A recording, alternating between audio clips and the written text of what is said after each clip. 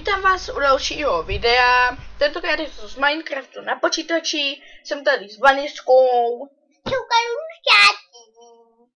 A toto bude tutoriál nebo návod, jak si darovat nebo givnout command block. Je to velmi jednoduché.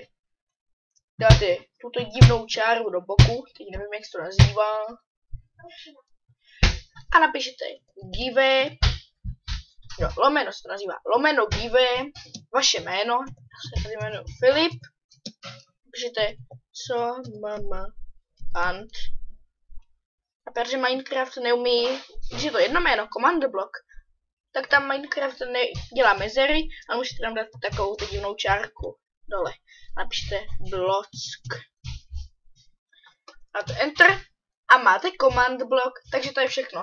Doufám, že se vám toto video líbilo a budu rád za každý like a kdo neodebírá odběr, děkuju a zdar.